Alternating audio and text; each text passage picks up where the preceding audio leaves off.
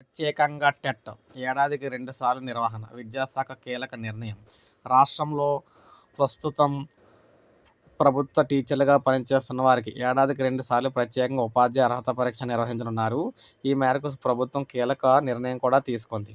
దీనిపై విద్యాశాఖ కార్యదర్శి యోగితా రాణా బుధవారం ఉత్తర్వులు జారీ చేశారు. ప్రస్తుతం డీఈడీ, బీఈడీ పూర్తి చేసి డీఎస్సీ ద్వారా టీచర్ ఉద్యోగాలను పొందాలనే అభ్యర్థుల కోసం కాంగ్రెస్ ప్రభుత్వం ఇచ్చిన మాట నుంచి వచ్చిన నాటి నుంచి ఏటా 2 సార్లు టెట్ నిర్వహిస్తున్న విషయం తెలిసిందే. ఇన్ సర్వీస్ టీచర్లు కూడా వచ్చే 2 ఏళ్లలో టెట్ పాస్ కావడం తప్పనిసరని సుప్రీంకోర్టు 2025 సెప్టెంబర్లో తీర్పు వెలువరించింది. ఇటీవల దాన్ని మరో ఏడాది పొడిగించింది. అంటే 2028 ఆగస్టు నాటికి ఉత్తీర్ణులు కావాల్సి ఉంది.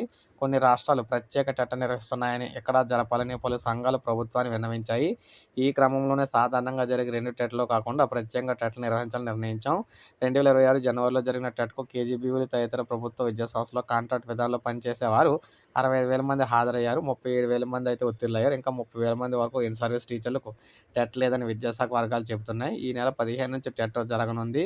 ఈసారి టెట్కు మొత్తం 1.37 లక్షల మంది దరఖాస్తు చేసుకోగా వారిలో ఇన్ సర్వీస్ టీచర్లు 28,000 మంది అయితే ఉన్నారు. సో ఈ విధంగా టీచర్లకు ప్రత్యేకంగా టెట్ అయితే పెడుతున్నారు. సో ఇది అప్డేట్. ఒక లైక్ చేయండి, సబ్స్క్రైబ్ చేసుకోండి. మన ఛానల్ సబ్స్క్రైబ్